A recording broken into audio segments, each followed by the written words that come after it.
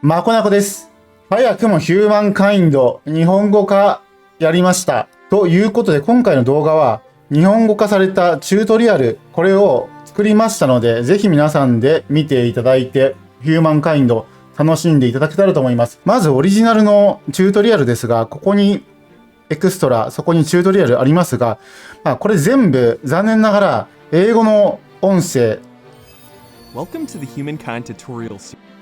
この部分を今回日本語化しましたので、この動画でゲーム内容を把握することが可能になりました。この動画、この後載せるんですが、いくつか注意点もありますので先にそれ述べときます。今回の動画は喋ってる音声、それを元にしてテキスト化して、それを翻訳サイトにかけただけですので、翻訳サイトにかけた後、多少なりともこちら側で分かりにくいところとか修正しましたが、基本的には翻訳サイトにかけた内容、そのようになってますので、例えばゲーム中のイラスター、時代の星みたいな感じの訳し方になってしまってますので、この点は把握した上で、なんとなくこういうことを言ってるのかというのね、大まかな内容の把握という点でこの動画ご覧いただけたらと思います。今後もヒューマンカインドの動画、全部日本語のみで説明するような動画も上げていく予定ですので、よろしければチャンネル登録と、また今回の動画良かったと思った方はぜひとも高評価お願いします。概要欄からもリンク作っておきますので、該当する項目、興味がある項目、そこだけでも確認してみてください。では、早速ご覧ください。Welcome to the HUMANKIND tutorial series, where we'll give you a rundown of the different parts of the game. In this one, you'll learn some basic mechanics like movement, advancing out of the Neolithic era, and early game tips and tricks. Everybody in HUMANKIND starts off as a Neolithic tribe, and the goal in this stage is to make it up to the Ancient Era. How do you do that? Well, you'll have to gain era stars. You gain era stars by completing objectives, which you can see up here in the top left corner of your screen. Before we get into what these objectives are, though, you'll have to learn to navigate the map. To move your units, select the group, then select the tile you'd like to move to. Different units have different numbers of movement points, and once you're out, you'll have to wait until the next turn to move again. These guys only have 4 movement points, as you can see here, and we've used them all. Let's click the End Turn button here. HUMANKIND is played in turns. Every player carries out their actions simultaneously during their turn.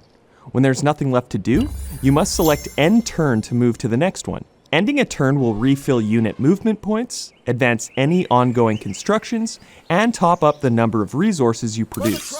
In each era, you'll have to earn 7 era stars out of a possible 21 to advance to the next one, except for the Neolithic era. Here, you'll have to obtain 1 of 3. To obtain a growth star, you'll have to gain population units. To gain units, you'll have to earn food, which can be found through hunting wildlife, ransacking animal sanctuaries, and sending units to these glowing curiosities with the food icon. Ransacking is pretty simple. If you find yourself near one of these markers here, select your army, then select the ransack button on the right side of your screen. Then select the sanctuary you'd like to ransack. In the Neolithic era, it'll take a turn to finish, but later down the line, depending on what you ransack, it could take longer. You can also ransack outposts, districts, and extractors, but we'll talk a little more about that in the Break the Wall video. You'll get science stars by obtaining science curiosities, similar to the food ones I just mentioned. Pay attention to the curiosities icon to know exactly what you're picking up. To earn a hunter star, you'll have to hunt wildlife. In this era, you'll find deer, bears, and mammoths, so make sure you have enough units with you to live to tell the tale. To attack an animal, select your army, then select the attack button in the army panel on the right and select the animal you'd like to attack. I'm going to hit this button to resolve the battle manually, and this will open up the battle map. Place your units in the deployment phase, paying attention to terrain elevation and type. We'll dive deeper into how battles work in the Stick 'em Up videos, but for now, just remember, high ground equals good, rivers and low ground equals bad. Just a couple extra things to think about and take with you in these early stages of the game. The foggy parts of the map are areas you either haven't discovered yet or don't have vision over. When you navigate to these areas, the terrain will become visible to you. Be careful though, because you may also discover a hostile faction, animal, or independent people. Also, different tiles on the map work in unique ways. For example, traveling on or through forests will cost more movement points than usual. Rivers work a little differently. Landing on a river tile will cost quite a few movement points, but traveling along a river will allow you to move without penalty. Hover over different tiles to see how many base movement points it'll cost to travel over them. And that should be most of the basics. Check out some of the other videos for a deeper dive into the more specific parts of the game. Now let's get to building you a big old city, shall we? In this one, we'll be chatting about placing outposts, creating and managing cities, and collecting the 4 basic resources in the game, FIMS, or Food, Industry, Money, and Science. To start, you're going to want to claim a territory by placing an outpost. To do so, just select your army, navigate to this button here, and plop the outpost down on any tile you want. It's really simple, but there are a couple things to consider. Outposts cost influence to build. In the Neolithic era, you'll gain influence by hunting and discovering science curiosities. There are other ways to earn it down the road, which you'll discover as you play the game. When placing an outpost, first you'll want to consider your proximity to your opponents.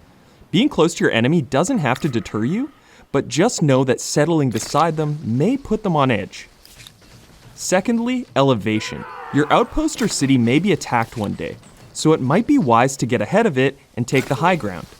Think of elevation as a natural defense. And finally, resource output, which we'll talk about right away. Territories are sectioned off by dotted white lines like the ones you see here. When you place an outpost within one of these areas, the section becomes yours and is outlined by your empire's color. Be on the lookout for territories with an abundance of resources, shown by these icons on the map. The 4 main building blocks of any bustling city or outpost are food, industry, money, and science, or FIMS. Each of these basic resources can be exploited directly from the map, the amount of each depending on where you place your outposts and districts. Food will feed and grow your population, industry will affect the production speed of your city, money will let you buy stuff, and science will help your people learn new things and advance technologically. Starting out, a good bet is to look for areas with good food or industry yields, but almost every territory can be lucrative if you play your cards right. Back on the subject of outposts, you can place one in the Neolithic era, but you won't be able to convert it into a city until you've chosen a culture in the Ancient era. So what's the difference between an outpost and a city anyway? Well, an outpost can be placed on the map, like I said before, to claim the territory. You'll be able to exploit food and industry adjacent to your outpost location, and the game will show you a FIMS pre-visualization when you hover over different tiles. You'll also be able to place resource extractors, but that's pretty much it. You won't be able to grow much economically from there. Converting your outpost to a city is the solution to this problem. Building a city will cost some influence, but that's where the real growth starts. You'll gain access to both districts and infrastructures, which will allow you to increase the amount of resources your city generates and exploits. You can only convert your outpost into a city once you've reached the Ancient era. To start the conversion after you've chosen your first culture, go into your outpost and navigate to the menu that appears on the right side of your screen. If you've got enough influence, you can hit this button right here to start construction. Your outpost will instantly upgrade to a city. And remember, the first city you build will become your empire's capital. I've mentioned districts and infrastructures a few times now. Once you have your city selected, on the right side of your screen, once again, you'll see a series of hexagonal icons and a few square icons. The hexagons are districts, which are quarters that are placed directly on the map to exploit and gain specific resources. For example, let's take the Maker's Quarter, which specializes in exploiting industry and adds an industry population slot. Managing your population will be very important down the line as your population grows. For now, hit the icon to select it. Once you have it selected, you can hover over different tiles adjacent to your city center or any other applicable tiles to see which resources you'll gain from placing it there. You may also see a UI suggestion for where you'll get the most out of your placement, but it's ultimately up to you to decide where you'd like to set it down. The same works for farmers' quarters, except they exploit food instead of industry. Back to the menu, the square icons are infrastructures. These are usually upgrades to your city's resource output, but the difference here is that they are not placed on a tile. Infrastructures are straight upgrades to your city, so you don't have to worry about where to place them or what they exploit off the map. For both districts and infrastructures, hover over their icons before you queue them up to know exactly what you'll be exploiting or gaining. Once you select an infrastructure or place a district, you'll see that your constructions queue up in the order that you start them. Everything you build in your cities costs industry to complete. Let's say you earn 100 industry per turn, and the district you like to build costs 400. It'll take 4 turns to complete that district, assuming your industry income remains the same each turn. Every turn, industry is contributed to the construction and continues to do so until enough has been put in to complete it. If there's anything left over, that industry will be carried over to the next thing in your queue. The same process is used for researching technologies, only it uses science, not industry. If you're feeling a little impatient, you can also just buy out the whole construction with money, or, after some research, population. Be careful though, it can get a little pricey the further off it is from being completed. There's still a lot more to go through when it comes to city management in Humankind, so in the next one, we'll dive a little deeper into how you can make your cities more lucrative. So we've already discussed building you a nice little city to live in, but there's a lot to go over on the topic, so we thought we'd make another video covering how to keep that city on the right track. In this one, we'll cover maintaining stability, attaching territories, and exploiting luxury and strategic resources. One of the most important things you'll need to keep an eye on when it comes to your city is stability. When your people are happy and healthy, they're more productive.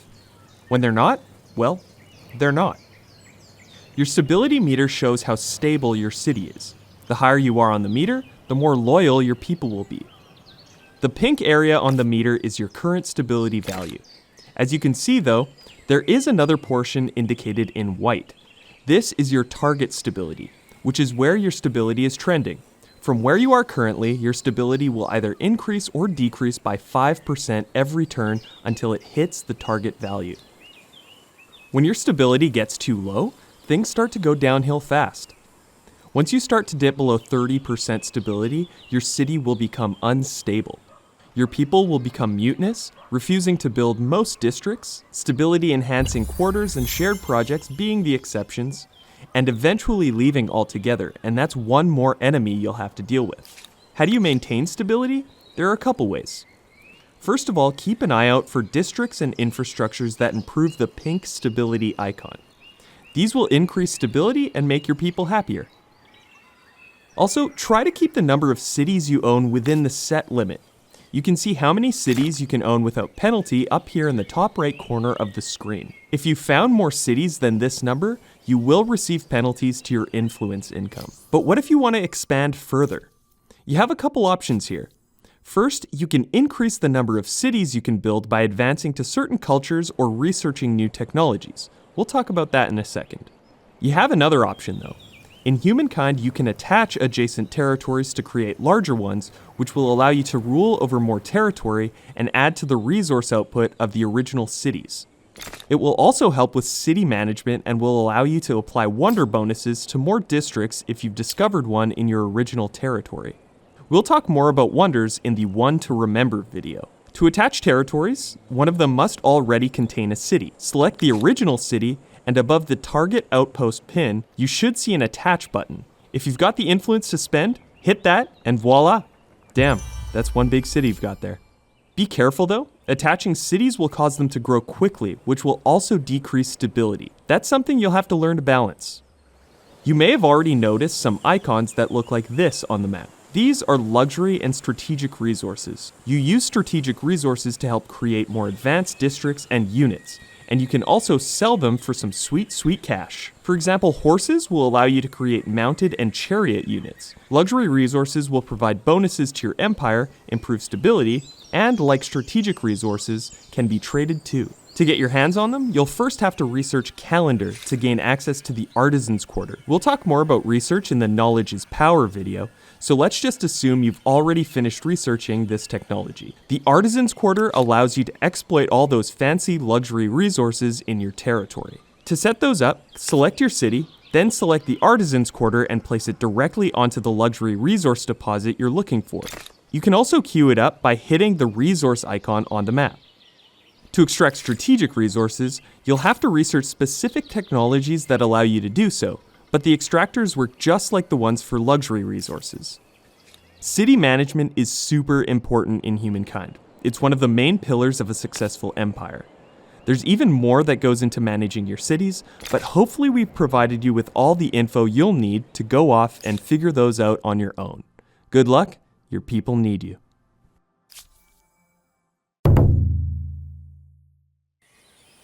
Welcome back. In this one, we're talking all about science, specifically researching technologies and exploiting the resource. In the Neolithic era, you can only get your hands on science by obtaining science curiosities. You won't have anything available to spend it on until you get to the ancient era though, so just keep that in your back pocket until you get there. Once you've chosen your first culture, that's when you can start making use of it.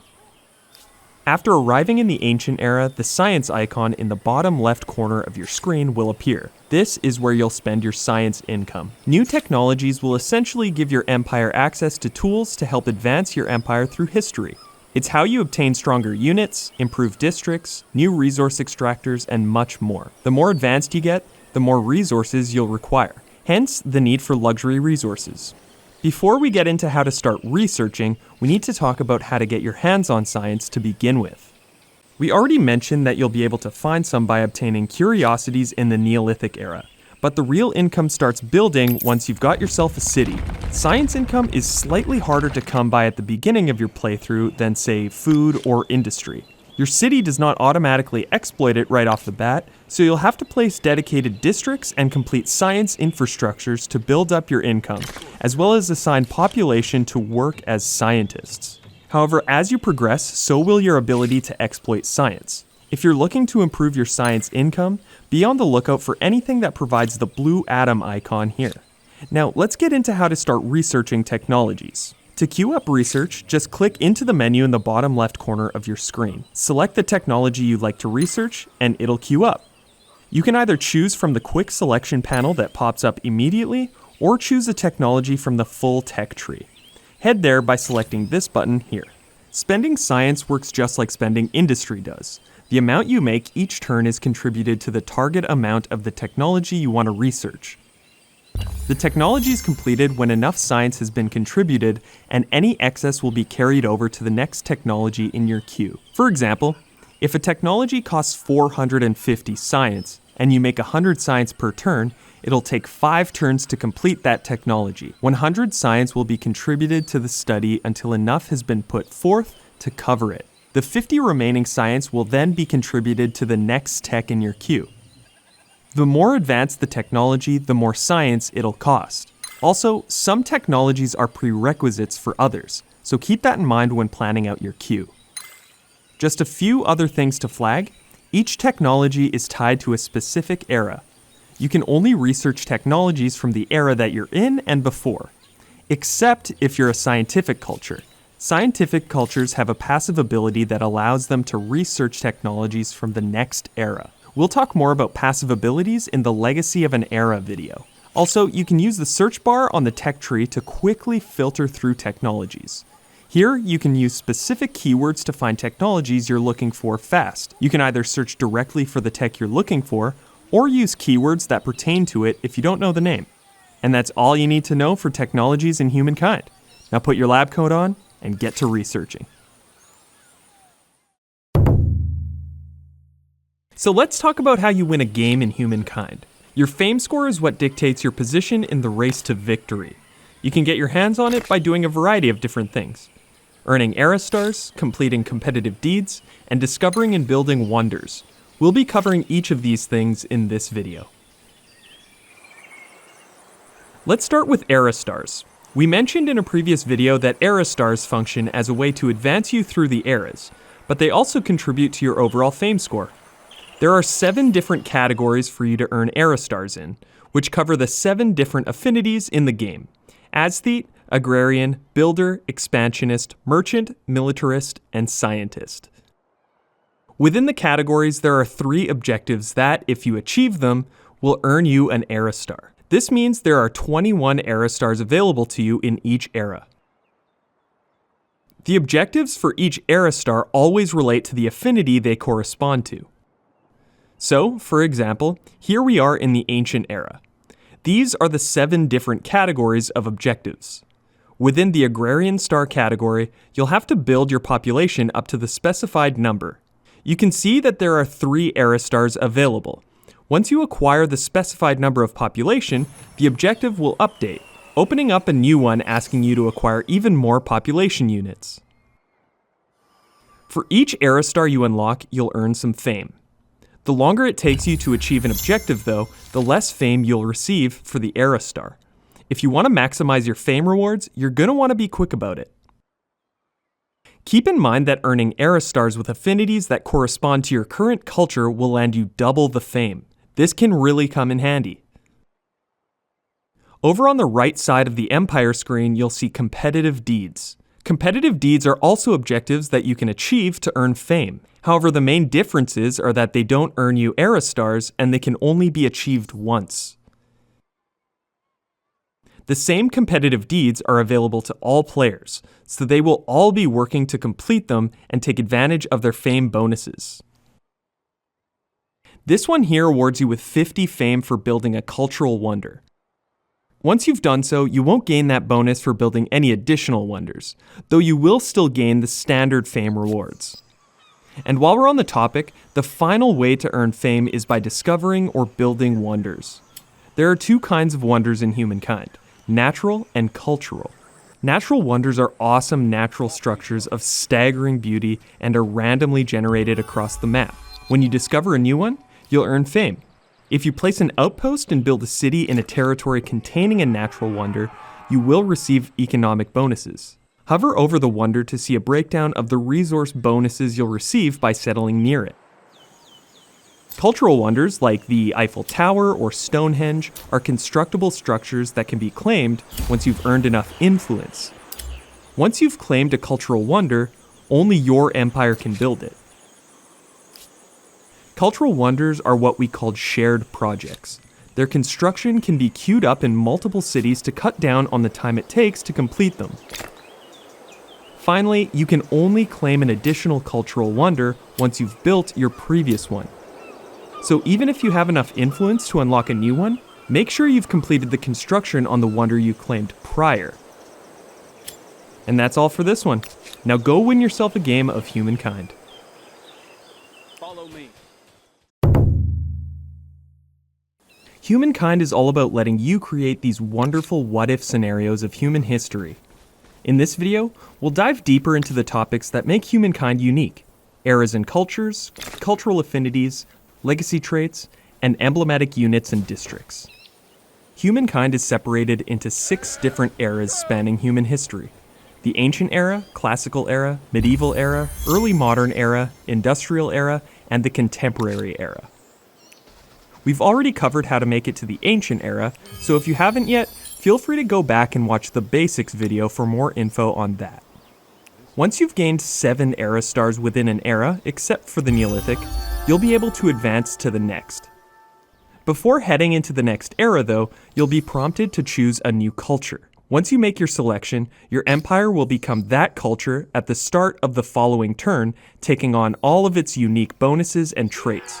We'll talk about what that means right away. Every era contains a number of different cultures for you to choose from, all of which are associated with one of 7 different affinities. Cultures can either be agrarian, aesthetic, builder, expansionist, mercantile, militaristic, or scientific. Affinities determine the general gameplay orientation and usually define where a culture specializes.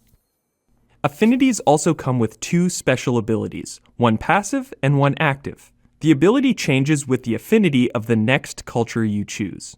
For example, the Ancient Era Babylonians are a scientific culture. When you choose the Babylonians, you'll gain the Collective Mind's active ability, allowing you to convert your industry and money in a city into science.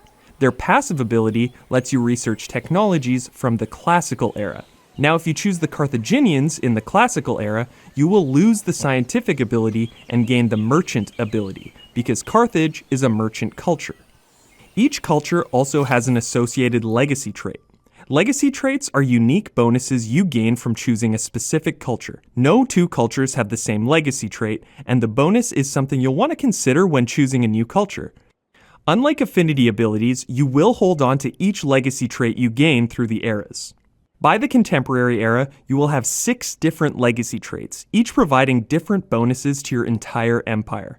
Mixing and matching the different traits through the eras is part of the fun in finding a combination that works best for your playstyle. On top of affinity bonuses and legacy traits, each culture also has both an emblematic unit and emblematic district. Like legacy traits, these are unique to each culture. Your emblematic units may require some research to gain access to them and specific resources to create them. Be on the lookout for any technologies that give you access to units with a shining golden border like this one.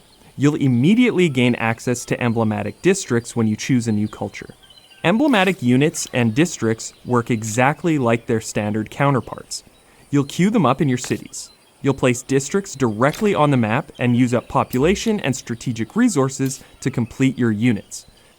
The caveat is that you can only place one emblematic district per territory per culture.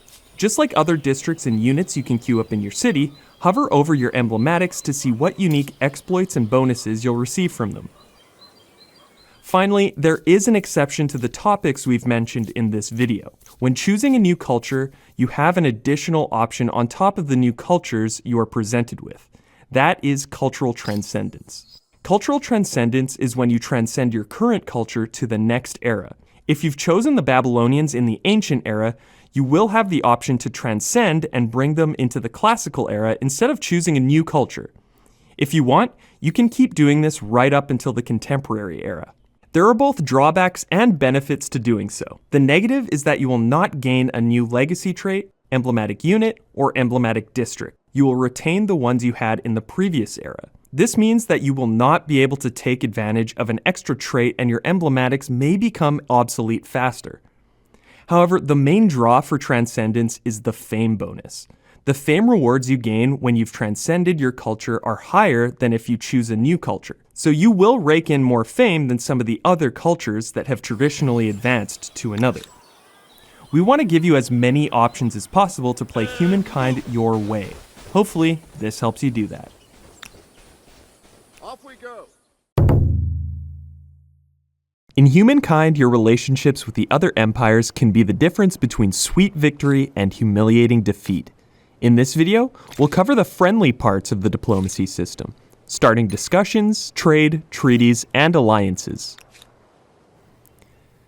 As you explore the map in Humankind, you may run into another empire at any point. When you do, you'll get a notification and the other empire's icon will appear in the top left corner of the screen, to the right of your empire info. Whenever you'd like to tend to your diplomatic relations with any of the empires, you can just select their icon here and you'll be taken directly to the diplomacy screen with that empire. Here, it looks like we've found the Zhou. Let's introduce ourselves. To do so, just hit their icon, then hit Introduce Yourself here. The other empires may also introduce themselves to you. While we're here, let's get to know this screen a little bit. Headlining your diplomacy screen is your diplomatic relations state. Once you've met the other empires, your relationship with them will be defined here. When you hover over your relationship status with another empire, you'll get an overview of the abilities that are available in this state. You'll also notice 4 different tabs near the top of the diplomacy screen. We won't get into the crisis tab in this video, so let's just focus on the other 3 for now. First up, the relations tab. Here you'll be able to declare war, which we'll talk about in the Best Enemies Forever video, and propose an alliance, which we'll get to right away. You can see an overview of your relation states and your opponent's relation states with the other empires. You can also hit this button here to see a summary of your relationship history with this opponent. The Trade tab is all about importing and exporting resources. You can purchase both strategic and luxury resources your opponent is collecting, and you can see which resources you are selling to them too. Hit this Export-Import toggle to view the relative trade routes on the map. To purchase a specific resource, hit the arrow next to the resource, and hit Buy to see an overview of how much it'll cost you. Hit this button to confirm if you're prepared to pay them for it. You can also do so by selecting the icon right on the map.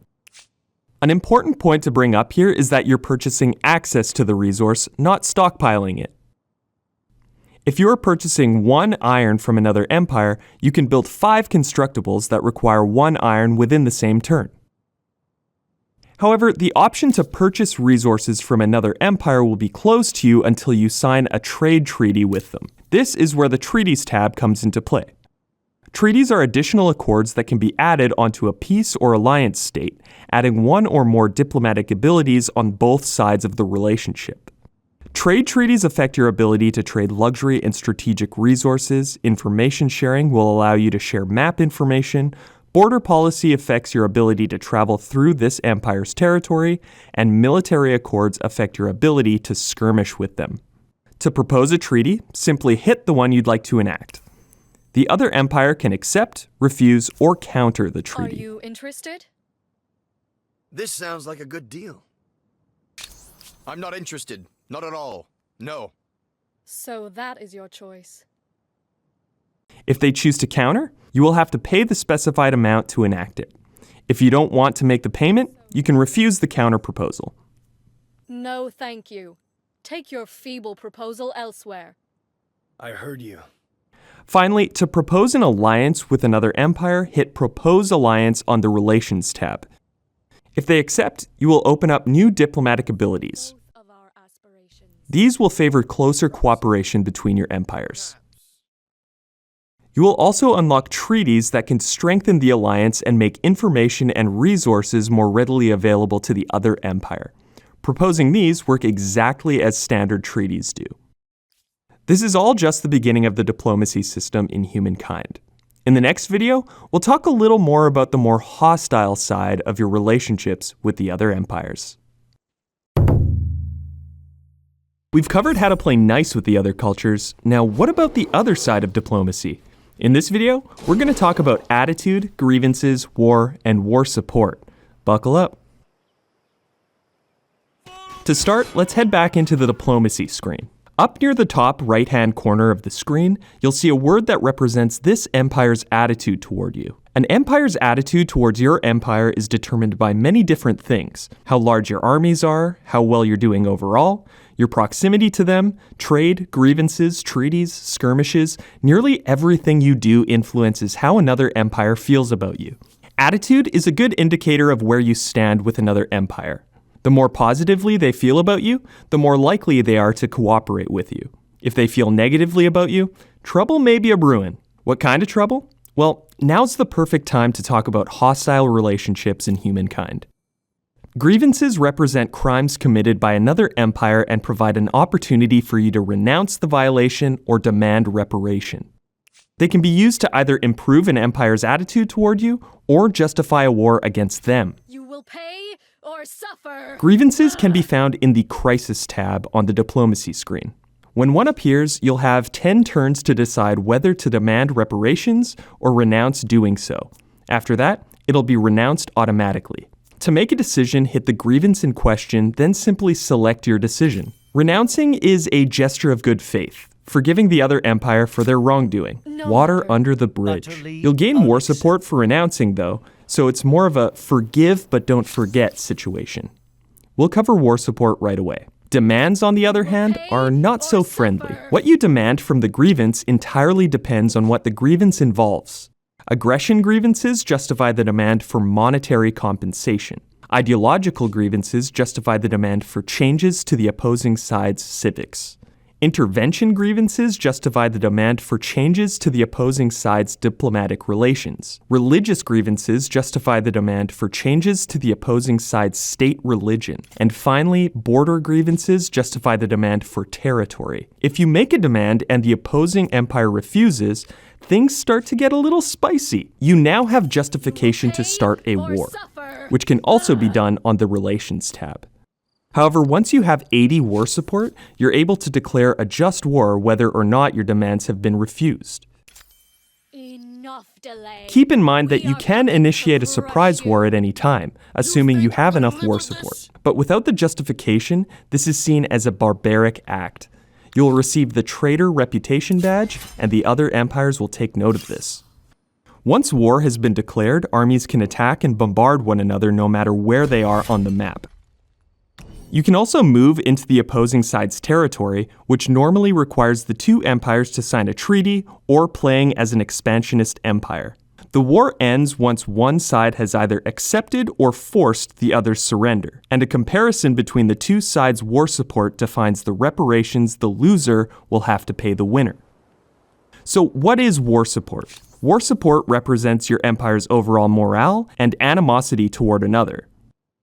It is measured by this bar here on the diplomacy screen and spans from 0 to 100. You gain and lose support through many different means: winning and losing skirmishes, new grievances, demands both empires have made, etc. Hover over the war support bar to see how much you are gaining or losing and why on any given turn. Once either empire's war support has hit 0, the war is over and the losing side must agree to whatever surrender terms the winner suggests. Surrender terms at the end of a war depend on how the war played out. If you won by the skin of your teeth, you won't be able to make as many concessions. If it was a landslide victory, you'll be able to demand more from the losing side. And that's it for the hostile side of the diplomacy system. There's still a lot more to cover in the game, so stay tuned to learn even more. Sometimes you've got to drop the gloves and show your enemy who's boss. This video is all about the art of battle. We'll be talking about battle management, unit stats and types, and how to come out victorious. When you come across an animal or an enemy army, you can ignore them, or, start a fight. Before diving in though, you can preview the balance of power between your army and the opponent's. Just select your army and hover over the defending units. Hover over slightly longer to preview the battle area and deployment zones, which we'll talk about right away. Let's attack these guys here. To do so, have your units selected and navigate to this button here. Select that, and then the army you'd like to attack. You can also select the army you'd like to attack while your units are selected directly on the map. First, you have the confirmation phase. Here you can either confirm the battle, instantly resolve the battle, or retreat. If you choose to retreat, your army will use up all of its movement points to get as far away from the battle as possible. Armies that have retreated on their previous turn will only regenerate a fraction of their movement points at the beginning of the following turn. They can't perform hostile actions like attacking, reinforcing, bombarding, and ransacking until the end of their next turn. Plus, they cannot retreat a second time in a row. Sometimes retreating is the best option, but not today. Let's sort this one out manually. Next up, we've got the deployment phase. The colored tiles within the battlefield represent the deployment zones of both armies within the larger battle area. Deployment is key for maximizing the potential of your troops.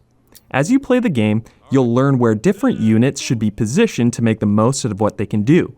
We won't spoil that for you here though. What we can tell you is that you should always consider attack range, terrain type, and elevation. Some troops specialize from further away, and some need to be up close and personal to perform a meaningful attack. Different tiles sit at different elevations, and because battles take place on the same map that you play on, those elevation levels are present and make a huge difference in battle. You are always at an advantage when attacking from the high ground, and you're always in for a heavy hit when on the low ground. Terrain types like rivers and forests also have an effect on your attacks and how much damage you take when you're on them. Hover over different tiles to see more info on what those effects are. After the deployment phase, the battle starts. In Humankind, battles span multiple turns depending on how large the battle is. The more units involved, the more turns it will take. Within each turn, there are 3 battle rounds where you and your opponent will alternate giving orders. Once the 3 battle rounds are done, you'll have to wait until the next turn to continue. The number of remaining turns and rounds can be found in the top panel here.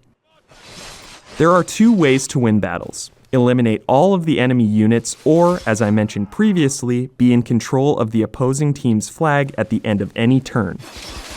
To control the flag, you must have a unit standing on the flag tile, which looks like this. Moving your units and attacking other units works just like it does out of battle. Just select your units, then select the tile you'd like to go to or attack. Before we end the video, there are a couple unit stats that you'll want to take note of both in and out of battle. Unit health is a simple one. Every unit starts with 100, and when they get down to 0, they're gone. Health is recovered over time when inside friendly territory, but you can also speed up the process by spending some money here. Movement points dictate how far your units can travel. Combat strength is a measure of how strong your units are. Attack range defines how far the unit can attack from. Vision defines how far the unit can see. Veterancy is the overall level of your units. Units gain experience when they fight other units, and once they've earned enough, they'll jump up a veterancy level. This will increase their combat strength. Upkeep defines how much money is required per turn to maintain your units. Finally, unit type defines where your units specialize. The most common land unit types are scouts, melee, cavalry, and archers. Each type has its strengths and weaknesses, so take these into account when thinking about army composition. You can see unit info by selecting them. You can also hover over their icons before queuing them up in your cities to learn more.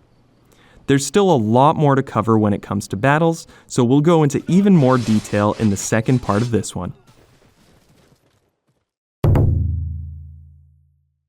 Let's take this time to dive a little deeper into the specifics of battle in Humankind. In this video, we'll talk about reinforcements, aerial warfare, and nukes. When you initiate a battle with your opponent, it usually starts as one group of units against another. However, in Humankind, battles can expand to include more than just the attacking and defending armies. Reinforcements are additional armies that can join a battle after it has started. Once you've researched the appropriate technology, you can bring in troops from outside of the battle area to provide the initial army with a little extra help. An army caught inside the battle area will automatically be included in the deployment phase, while armies outside of the battle area will have to make their way into it. The latter units can only be included if either the tile they're headed to is part of your deployment zone, or it's your turn to give orders during combat. If your deployment zone is too small to fit all your reinforcing units, the armies will sit in a bunch until there is enough room to deploy the units individually. These units are called reserves and are visible in the Reinforcements tab on the battle screen here. From here, you can drag and drop your reserves to determine the order you'd like them to arrive. Spawn points for reserves look like this. If this tile is unoccupied, you can deploy your reserves from here on your turn. If an attacking or defending unit is standing on the tile, you will not be able to deploy your reserves, so make sure it's cleared out. Near the end of Humankind's industrial era, you'll likely gain access to aircraft. There are two families of aircraft that can be built once you've constructed an airfield: bombers and fighters, both of which can be queued up in your cities just like constructing other units. Bombers can be used to strike the opponent's cities or armies, or provide your units with fire support on the battlefield. Fighters are mostly used to support other planes and to protect your territory. They will also patrol territories adjacent to where your airfield is located. Patrolling units provide vision and protection against enemy aircrafts and will automatically interfere with any hostile airstrikes that target areas within protected territories. There is also multi-role aircraft that fill both the bomber and the fighter archetypes. Fighters and bombers can both perform airstrikes by hitting this button here when the planes are selected. However, keep in mind that everything in the vicinity of the strike will take damage, including friendly units and districts. Missiles are a simpler type of air unit that can only be used to perform airstrikes. Unlike bombers, though, missiles can't be intercepted by enemy air patrols and are always destroyed after one use, so make them count. To build missiles, make sure you have a missile silo first. You'll then be able to queue them up in your city like units and planes. Finally, let's talk about nuclear weapons. To start, you'll have to make sure you've got the nuclear fission technology researched. This will give you access to the nuclear proliferation civic that will unlock nuclear tests. To finally build a nuclear weapon, you'll have to complete at least one nuclear test national project. You'll also have to make sure you've got a missile silo built in the territory you'd like to queue up the nuke. Nuclear weapons work just like regular missiles, only they will destroy everything within a several tile radius, and turn those tiles into wasteland. Wasteland tiles can no longer be exploited or built upon. And that's it for battles in Humankind. Now get out there and cause some havoc. We'll see you in the next one. Does your enemy have something you want? A nice looking territory? A luxury resource? A big sack of money? Well, have we got the video for you. In this one, we'll cover ransacking, sieging, and militia. Basically everything you'll need to take what's rightfully, in quotations of course, yours. To ransack in Humankind is to loot and pillage a section of an opponent's territory, typically recovering money and leaving it in ruins or destroying it altogether. Armies can ransack tiles if they contain buildings. Any army can ransack a tile, but your ability to do so may depend on your diplomatic relationship with the empire that owns it. To start ransacking, select your army and select this button on the right side of your screen. Then, select the tile you'd like to ransack. Ransacking will take a set number of turns determined by your army's combat strength and the fortification value of the targeted tile. The number of turns will be indicated in the counter above the ransack tile. Once those turns have passed, you'll be awarded with resources, usually money, and the construction will be destroyed. Now let's talk about sieging. Cities have fortifications, which prevent enemy units from just entering your city and ransacking the place.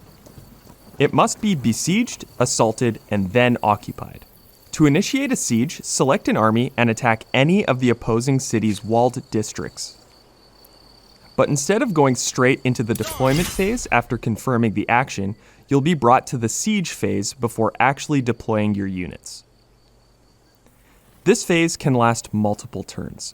While a city is under siege, it produces fewer resources and is hermetically sealed. Nothing gets in or out except reinforcements. During the siege phase, the attacking side will slowly construct siege weapons if they have them researched. Siege weapons will help the attacking side breach fortifications around the defending side's districts. All district tiles that are connected to a city's main plaza, plus certain special districts, are fortified. Each fortified district has its own remaining hit points. The better the city's fortifications are, the less damage it will take from a siege weapon. Once a fortified tile loses all of its hit points, it is breached. Breached tiles serve as a gateway through the city's walls. You can see how many turns it will take you to construct your next siege weapon by going into the siege menu. As you can see here, you'll have a set number of slots for each siege weapon. If your siege lasts long enough, you will fill out each of these slots, but you will not be able to construct more than the number of slots that you have. If you get that far, you should probably launch the assault as soon as possible. Now let's check in on the defending side of the siege phase. Militia units will immediately take up arms to defend their homes when their city is under siege. However, in contrast to how siege weapons are created, the longer the attacker prepares to assault, militia units will gradually abandon their posts as the siege takes a toll on the Empire's war support. A militia unit will be lost every couple of turns depending on how stable the city is. The lower the stability, the quicker you'll lose militia units. Militia units will immediately return if the siege is broken. As the attacking side, you can launch your assault whenever you'd like, but the defending side can also launch a sortie at any time. Either way, if an assault or sortie is initiated, you'll be taken to the deployment phase. This works just like it does in any old battle. Place your units where you think you'll be able to get the most out of them. The defending side will be able to deploy as many militia units as they had when the assault or sortie was initiated, and likewise, the attacking team will gain access to the siege weapons they created. There are many different outcomes and victory conditions of a siege. The attacking side can abandon the siege altogether before the assault even starts. The defending side can also surrender at any time, handing the keys to the city over to the opponent. Neither of these is the sexiest option, but both are occasionally necessary. The siege is also concluded whenever either side's units have been wiped out or the attacking side captures the defending side's flag. If the attacking side wins, they, again, take the city. If the defending side wins, they keep it. For now. Hopefully this helps you understand how ransacking and sieging works in Humankind. Now get out there, take over some cities, and cause some absolute mayhem. This is going to be a quick one, but no less important than any of the others. In this video, we're talking about narrative events and status effects. Narrative events in Humankind have unique trigger conditions. Your decisions, relationships, and overall progression can impact which events appear when. These events allow you to shape your empire and forge its story.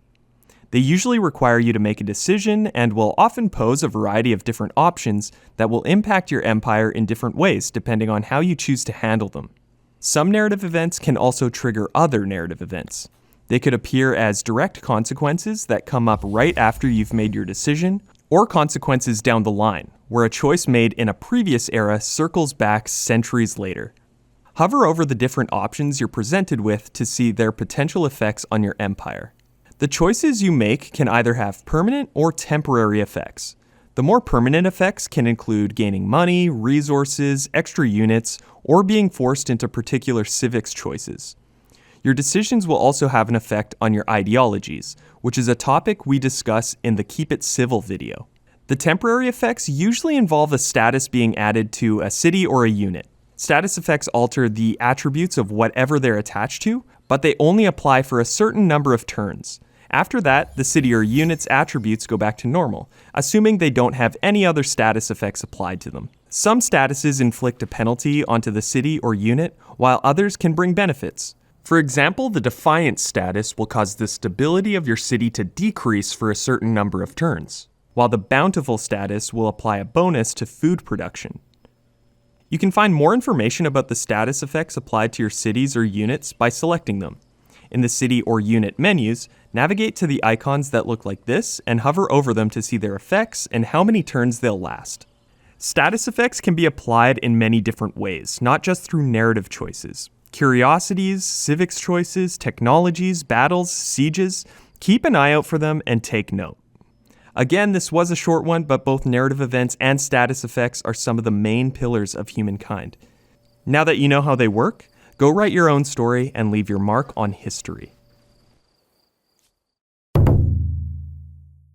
Religion in Humankind is yet another way to set your empire apart and shape the story of your people. In this video, we'll talk about faith, followers, tenets, and religious conversion. With enough population in one of your cities, you're able to create your empire's religion.